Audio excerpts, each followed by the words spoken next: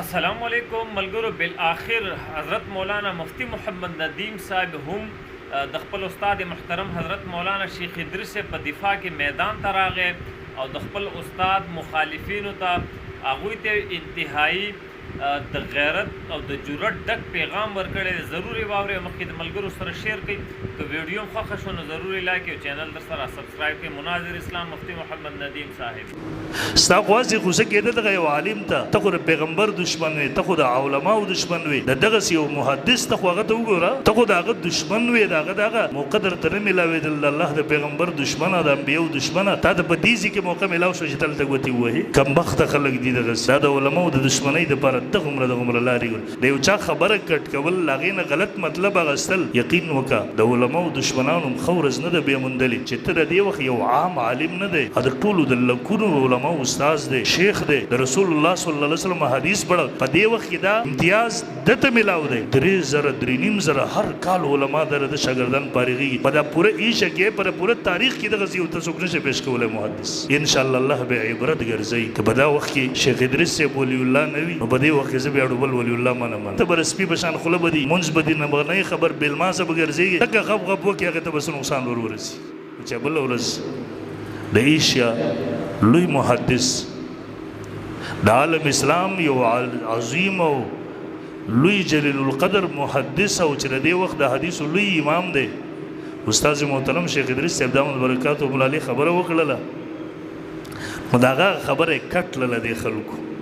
ویره شیخ صاحب وویله چې که ټرمپ پاکستان ته راشي نو پاکستان ته به دې سره عزت میلاو شي. نو د ټرمپ بچیه دغه خبره خو پوره واوره که نه خو تا کټ لله. شیخ صاحب خو ټرمپ ته په دغه الفاظو کې پلیت ویلی دی، حرامي یې ورته ویلی دی. تا له دې تکلیف درکو دغه خبره ولې کټ کې؟ هغه ټول عمر ناست دی احادیث د رسول الله سلم پړاوئ. ها په دې معنا باندې چې پاکستان په دې کې یو ښه کردار ادا کړو، زمونږ بعضو مشرانو په هغې کې یو ښه کردار ادا کړو. د چا د یوې ښې خبرې ستاینه کول ولې دا جایز نه دي؟ ستا خواسې خو څه کېده دغه یو عالم ته خو د پیغمبر دشمن وې، ته خو د علماو دشمن وې، د دغسې یو محدث ته خو هغه ته وګوره، ته خو د هغه دشمن وې، د هغه دغه موقع درته نه میلاوېدل، د الله د پیغمبر دشمنه، د انبیاو دشمنه، تا ته په دې ځای کې موقع میلاو شو چې دلته ګوتې ووهې. ته خو ورسه د هغه د بخاري شریف ختم د ټوله دنیا ورباندې ګواه ده چې د هغه جړاګانې د پوره امت دپاره، د پوره انسانیت دپاره، ته ورسه ته په بل ځای کې چېرته نظیر پیدا کړې. هغه د پاکستان د مسلمانانو دپاره هم جړا کړې ده، د افغانستان د مسلمانانو دپاره هم جړا، ټوله دنیا دپاره د مسلمانانو دپاره جړا. هر وخت د هغې درد او فکر ورسره وي. کمبخته خلک دي دغسې، دا د علماو د دشمنۍ دپاره دغومره لارې ګوري. خو دغه خلک دا چې څومره د بېادبۍ او د ګستاخۍ موقع په دې وخت کې دوی ته به لاس ورغله وکړې، د یو چا خبره کټ کول، هغې نه غلط مطلب اخیستل، یقین وکړه د علماو دشمنانو هم ښه ورځ نه ده بیا موندلې. دا کم اختلاف تر یو چا سره کې د اختلاف طریقه کار دا نه دی درته چې کنځل کول، استهزا کول، ګستاخي کول، بېادبي کول، د دې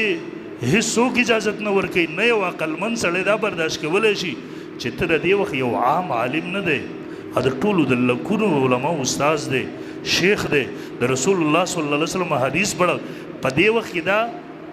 امتیاز دته میلاو دی.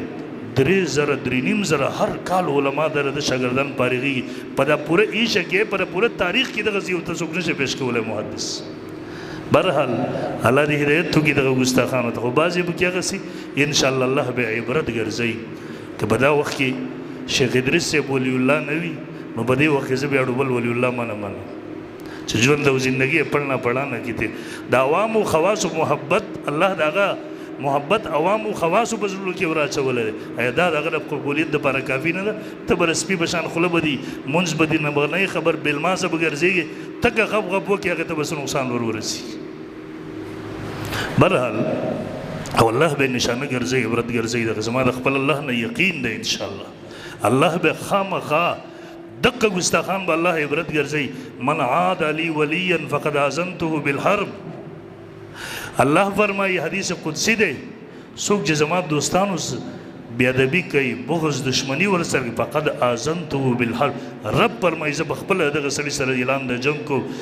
د الله د جنگ طاقت هیڅوک نه لري الله به دا ذلیل کوي او مردار به پرې انشاء ځوان الکو په غاړه کې لاکټ وا قربان دې د ځوانۍ نشمه ځوان الکو په لاسو کې بنګړې وا قربان دې د ځوانۍ نشمه ته لږ ځان ته فکر وکړه ابه چې کور ته لاړې خپلې خور ته فکر وکړه چې زما د خور په غاړه کې لاکټ ومیلې زما په غاړه کې لاکټ ومیلې د هغې په لاسو کې بنګړې دی زما په لاسو کې بنګړې دی د هغې په مخ باندې پوډر دی زما په مخ باندې پوډر دی د هغې په شونډو باندې سرخي ده زما په شونډو باندې سرخي ده ته الک پسې ته ځوان پسې تا نه تمه ده څه خبرې ده د الکانو په غاړه کې لاکټونه امیلونه اختر له نوې لاکټ مې اغوستی وا قربان دې د ځوانۍ نشمه ځان له مې نوې بنګړې اختر کې اغوستې ستا ښایست کلاشینکوف او کمربند دی ستا ښایست کلاشینکوف او کمربند دی پیغلنۍ چې سینګار د سره خوند کا پیغلنۍ چې سینګار د سره خوند کا ستا ښایست کلاشینکوف او کمربند دی پیغلنۍ چې سینګار د سره خوند کا ستا په لاس کې ټوپک مزه کوي ستا په لاس کې تمانچه مزه کوي ستا په زړه کې احساس مزه کوي ستا په زړه کې ارمان د شهادت مزه کوي ستا په غاړه کې لاکټ ستا په لاس کې بنګړې په لاره چې رواني والله قسم یې وایم د دې او د جنۍ په چلن کې فرق نه ولې پنسي لاندې دي قدم مات ګوډ دی داسې روانې لکه څنګه چې جینکۍ روانې وا زما ځوانه وا زما ځوانه وا زما ځوانه ته له اسلام سره مه ته یو غیرتي سړی ستا شمله یادېږي ستا غیرت یادېږي ستا حیا یادېږي ستا پښتو یادېږي ته چې پیدا شوې پلار دې ویلې زوی یې نه شوی دی دا به زما دپاره نن وي غیرت به وي اسلام به وي پښتو به وي ستا په ځای چې خور پیدا وه پلار دې خفه و ولې خفه و وی دا انتقام نشي اخیستلی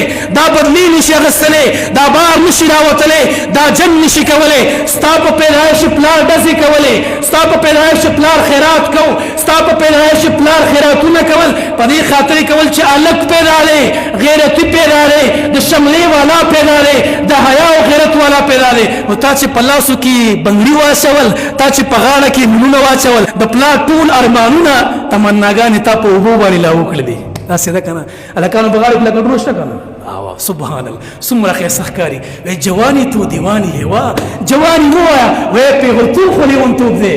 چې په غاړه کې د لاکټ پروت دی بیا مه وایه چې جوانی چې په غاړه کې د لاکټ پروت دی خفه کېږي مخه بیا دا جمله داسې وایه ښه داسې مه وایه چې جوانو تو دیوانی ہے دا بې غلطه ده چې په غاړه کې لاکټ وي که نه او په لاسو کې بنګلې بیا څه وایي پیغلتوب خو لیونتوب دی مړه نه شوې پوهې یاره بیا دا جمله مه وایه چې ځواني خو لیونتوب دی دا بې خوند نه کوي دا غلطه ده به صحیح جمله دا ده چې ستا په غاړه کې لاکټ دی شونډې دې سرې وي په مخ دې کریم لګېدلی و په لاسو کې بنګلی و بیا داسې وایه پیغلتوب خو لیونتوب دی پیغلتوب خو لیونتوب دی داسې وایه بیا به وزن هم برابري بیا به خبر هم برابري بیا به قافیه هم برابري ولې هلته کار چې د چا دې کړی دی همقسې ښکاري او تراب صاحب ویل نانا په تا مور وجاړه د جونو ترخ کې لاړې پوهېږئ نانا دې الک ته وی په تا دې مور وجاړي د جنکینو په ترس کې لاړې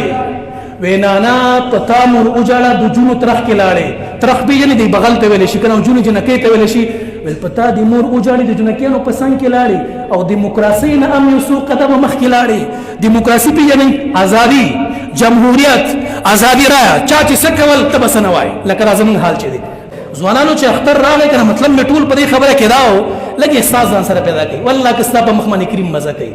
چې تا د سپاکي ګیره خرولي کړه ته چې دا کم سقاوي نه تل ظالم بچي کوم خوای وسره کړه چې یو تار به ښکار شي کنه یو تار به تر راته شوی دی یو تار به ښکاری خلاص صحیح نه یو تار بلو واسي شي مکمل پابل صف کې ودري یو تار بریک نشتا ګیره نشتا دی اختانو کې چا دل تکرخي والی چا دل تکرخي چا سټ خره دومره بد ښکاری کنه په خدای تعالی یقینو کې کنه زد دې شرم دې مخونو ته کتل نشم